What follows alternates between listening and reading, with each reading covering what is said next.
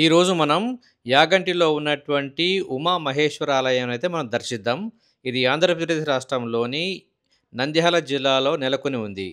ప్రకృతి అందాలకు నెలవైనటువంటి నల్లమల అడవుల్లో ఈ ఆలయం అయితే ఉంది. చూడ్డానికి చాలా అద్భుతంగా కనిపిస్తుంది. ఇది హైదరాబాద్ నుంచి 300 కిలోమీటర్ల దూరంలో, జిల్లా కేంద్రమైనటువంటి నంద్యాల నుంచి 50 కిలోమీటర్ల దూరంలో ఉంది. సో, ఈరోజైతే మనం దర్శిద్దాం పదండి. మీరింకా ఈ వీడియోను లైక్ చేయకపోతే దయచేసి చేయండి. ప్రజెంట్గా మనం యాగంటి టెంపుల్ దగ్గర ఉన్నాము. దీనికి సంబంధించినటువంటి విశేషాలు అయితే నేను కొన్ని చెప్తాను ఇప్పుడు మీకు.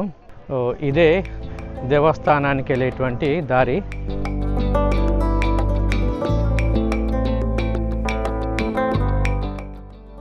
సో ముందు మనకు రెడ్ కలర్లో కనిపిస్తుంది కదా, అదే ఇక్కడ కోనేరు ఉంటుంది. కోనేరు లోపల స్నానం చేసి నెక్స్ట్ మనం దేవుని యొక్క దర్శనానికి అయితే వెళ్దాం మనం. ఈ కోనేరులో ఉన్నటువంటి నీటికి ఔషధ గుణాలు ఉన్నాయని కూడా చెప్తారు ఇక్కడ.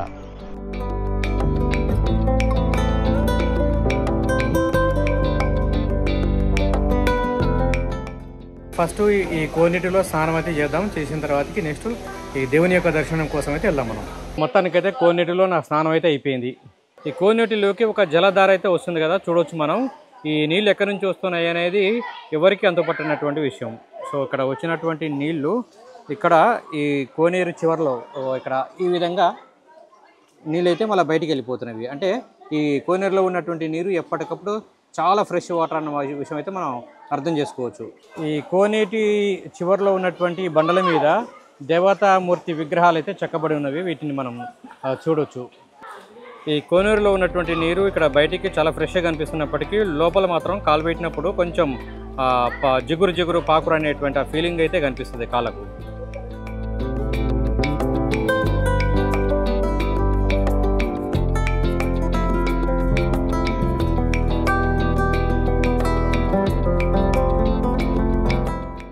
ఈ టెంపుల్కు సంబంధించినటువంటి మెట్లయితే చాలానే ఉన్నవి. ఇవన్నీ కూడా మనం ఎక్కడానికి సిద్ధంగా ఉన్నాం. మనకు కనిపిస్తున్నాయి కదా, ఈ గుట్టలోకి వెళ్ళి నీరు అయితే వస్తున్నది. ఇగో మన కోనేటికి వెళ్ళేటువంటి నీరు ఇక్కడైతే వెళ్తూ ఉంది ధార.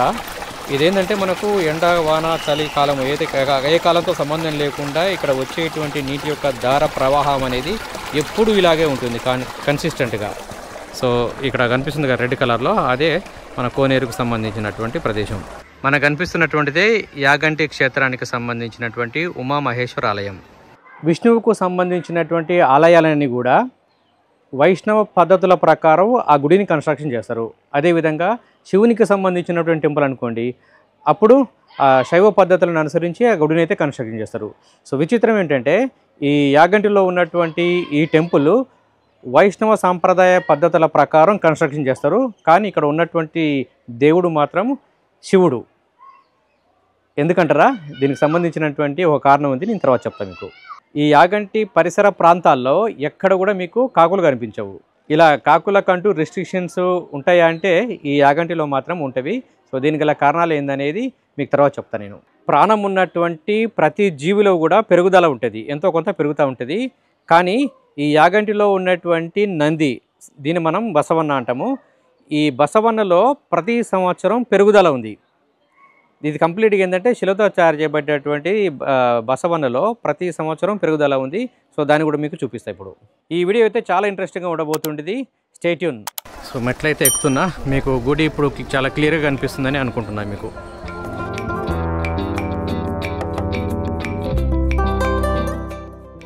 ఇక్కడ సోమవారి దర్శనం కోసం టికెట్ అయితే 10 రూపాయలు ఉంటుందట.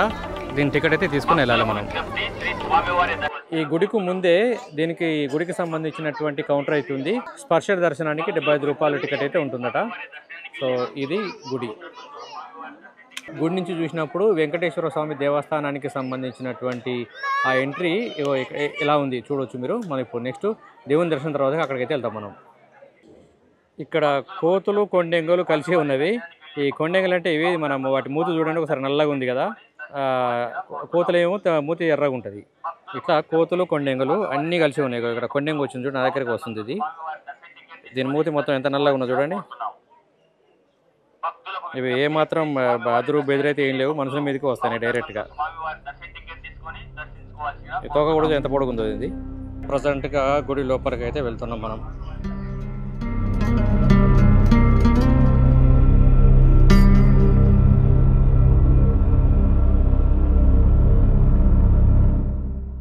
ఇక్కడ భక్తుల సంఖ్య అయితే చాలా ఎక్కువనే ఉంది. చూడవచ్చు, ఇదంతా కూడా క్యూ ఉంది. గుడికి సంబంధించినటువంటి ధ్వజ స్తంభాన్ని అయితే చూడవచ్చు మనం.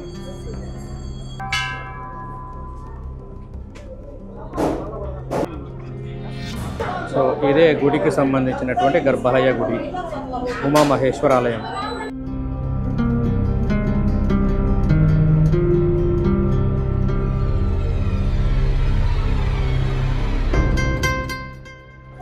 సో స్వామివారి దర్శనం అయితే అయిపోయింది. జస్ట్ ఇప్పుడే బయటికి వెళ్ళాను నేను.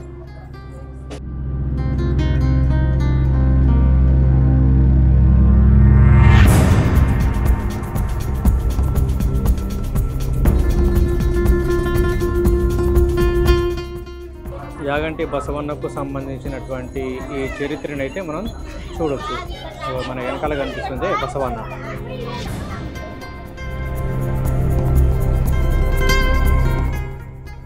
ఇక్కడ మనకు బసవన్న కనిపిస్తుంది కదా, ఇక్కడ కంప్లీట్గా ఏమాత్రం ప్లేస్లో చూడవచ్చు. ఒకప్పుడు ఇక్కడ దీని చుట్టూ ప్రదక్షిణ చేయడానికి దారి ఉండేదట. తర్వాత అదేవిధంగా మన ఇటువైపు కూడా చూడవచ్చు. ఇటువైపు కూడా ఆల్మోస్ట్ దారి అనేది మూసుకుపోయింది. సో ఎందుకోసం అంటే ఇక్కడ మనకు ఈ నంది యొక్క సైజ్ అనేది పెరగడమే దీనికి కారణం. సో మనకు కనిపిస్తున్నటువంటి ఈ బసవేశ్వరుని యొక్క విగ్రహం ప్రతి 20 సంవత్సరాలకు 1 ఇంచు చొప్పున పెరుగుతూ ఉంది. బ్రహ్మంగారి కాలజ్ఞానం ప్రకారం ఇక్కడ ఉన్నటువంటి బసవన్న కలియుగం అంతమయ్యే నాటికి లేచి రంకెలేస్తారని చెప్పారు. ఈ గుడి దగ్గరే మనకు లడ్డు ప్రసాదం కూడా అమ్ముతారు. సో నేనైతే 2 లడ్లు అయితే తీసేసుకున్నాను. సో నెక్స్ట్ గుడిలోంచి బయటకు అయితే వెళ్తున్నాం మనం.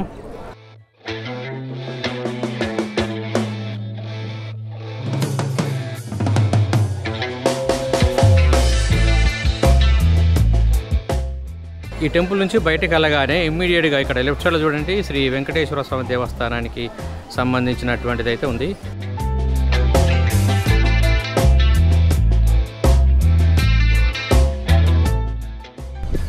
వెంకటేశ్వరుని యొక్క బొటన వేలుకున్నటువంటి గోరు విరిగిపోయింది.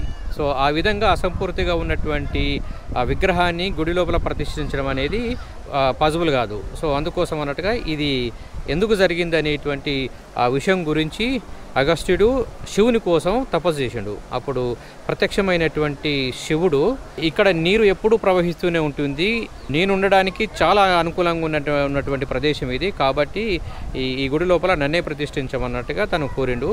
ఆ విధంగా శివుడు తర్వాతకి పార్వతి గుడి లోపల ప్రతిష్ఠించబడ్డటువంటి టెంపుల్ అన్నట్టు ఇది.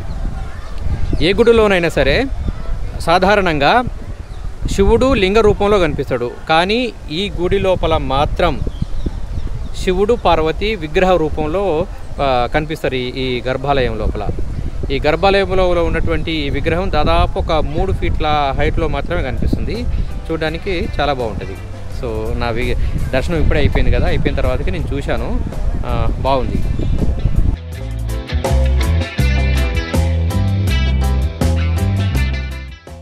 ఈ మెట్లను కనుక చూసినట్టయితే తిరుపతిలో ఉన్నటువంటి మోకాళ్ళ పర్వతం లాగానే చాలా స్ట్రైట్గా ఉన్నాయి ఇవన్నీ కూడా.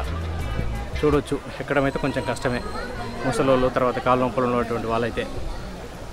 గర్భాలయ గుడి అక్కడ నుంచి మనం వెంకటేశ్వరుని యొక్క గుహ నుంచి చూసినప్పుడు మనకు వ్యూ అనేది ఈ విధంగా కనిపిస్తూ ఉంటుంది.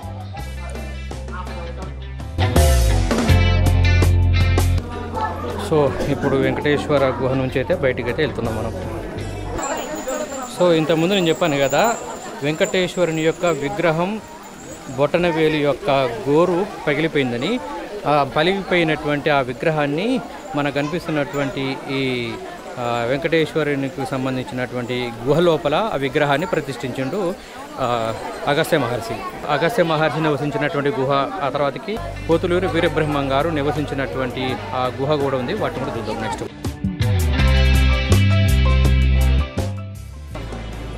సో నెక్స్ట్ మనం అగస్త్యుడు తపస్సు చేసినటువంటి గుహకైతే వెళ్తున్నాం మనం ఇప్పుడు. 3 నామాల శివుడు కూడా మనకు కనిపిస్తాడు ఇక్కడ. సో అది కూడా చూద్దాం ఒకసారి. అగస్త్యుని యొక్క గుహ నుంచి చూసినప్పుడు ఈ టెంపుల్ యొక్క వ్యూ అనేది ఈ విధంగా కనిపిస్తూ ఉంది. చూడొచ్చు, దీని వెనకాల కూడా మనకు చాలా కొండలు, గుట్టలు ఇవన్నీ అయితే గట్టిగా ఉన్నవి. అగస్త్య ముని గుహ దగ్గర మనకి ఫ్రెండ్స్ అందరూ కూడా కలిసారు. హాయ్ ఫ్రెండ్స్, ఎక్కడి నుంచి వచ్చారు మీరు అందరు కూడా? ఏం చేస్తుంటారు మీరు? 10th class బ్యాచా? ఖచ్చితంగా అవుతారు. అయిన తర్వాత పాస్ అయిన తర్వాత అందరు మళ్ళీ ఇక్కడ రండి ఒకసారి. ఇప్పుడు ఏ స్కూలు? శ్రీ చైతన్య. ఇంకా చాలా మెట్లు అయితే ఎక్కాలి. ఎక్కిన తర్వాత మనకు ఈ అగస్త్యుని యొక్క గుహ అయితే వస్తుంది. అగస్త్యుడు తపస్సు చేసినటువంటి ప్రదేశం ఇది. మనకి ఇదంతా కూడా గుహ ఉంది కదా, మెట్లు ఉన్నాయి కదా, మెట్లు అయితే ఎక్కాలి. ఇంకా మనం ఇదంతా కూడా చాలా డార్క్గా ఉంది ఇది, ఈ ప్లేస్ అంతా కూడా.